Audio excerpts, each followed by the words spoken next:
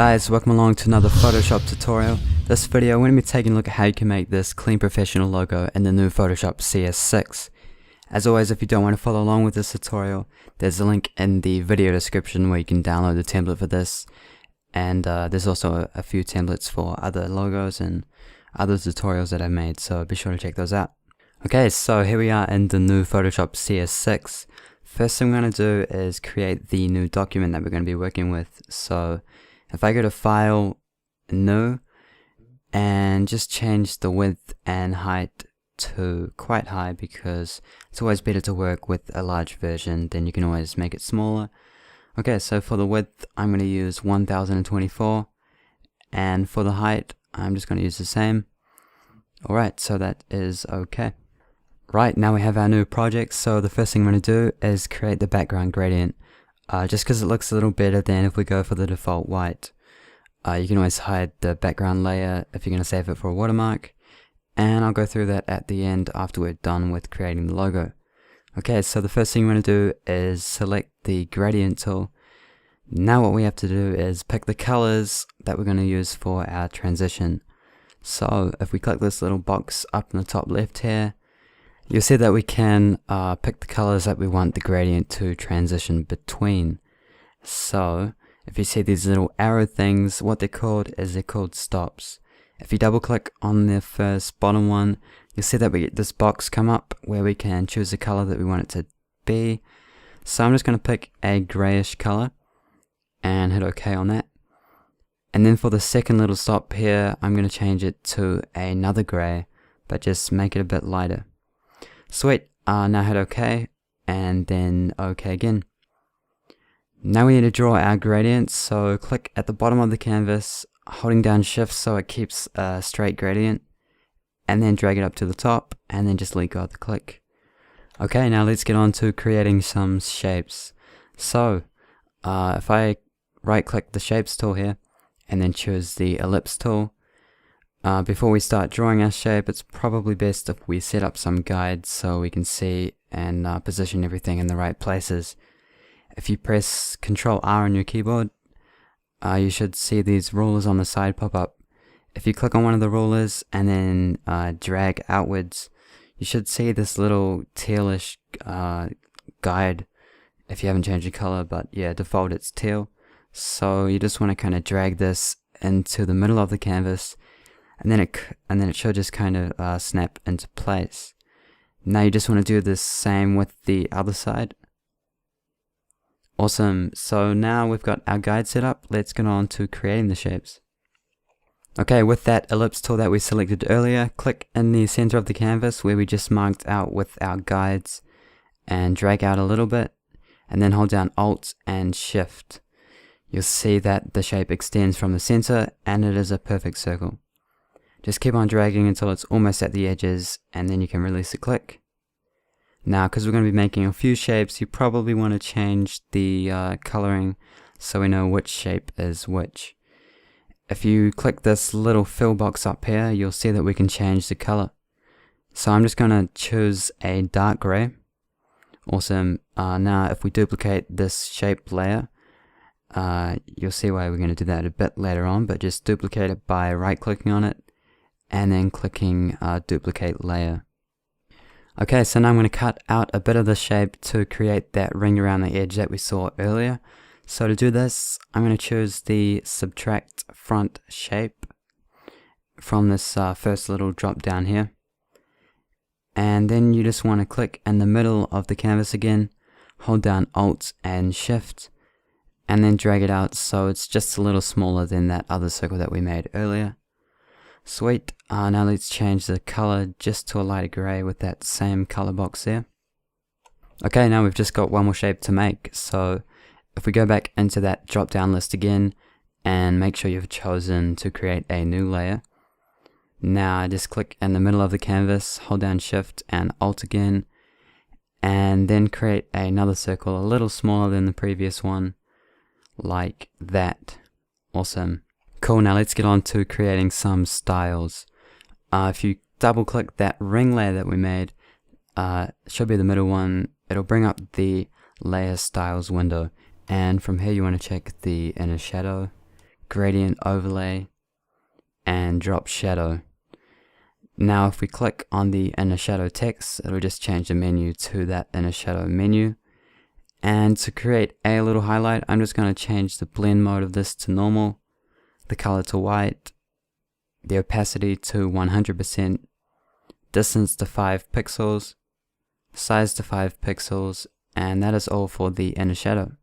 Now you just want to choose the gradient overlays. So once you've done that, just click on the little gradient box there, and we're going to make a grayish gradient like we did kind of at the start.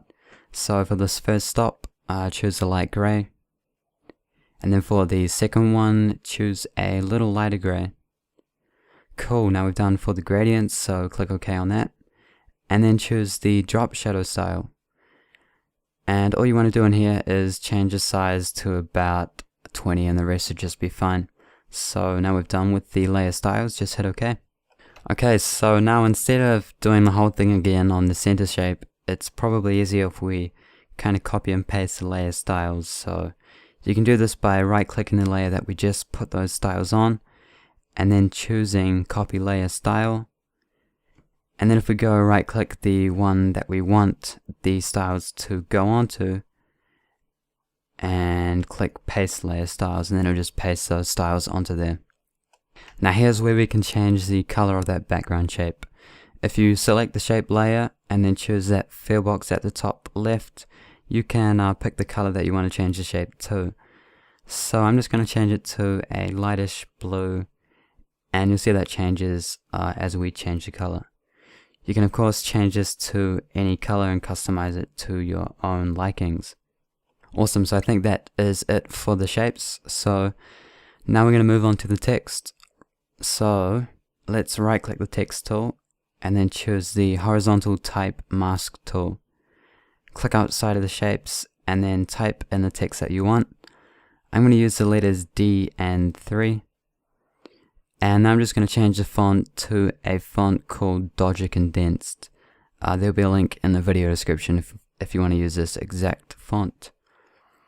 And that's looking a bit small, so I'm just going to change up the size by clicking on that little T there and then kind of dragging it to the side.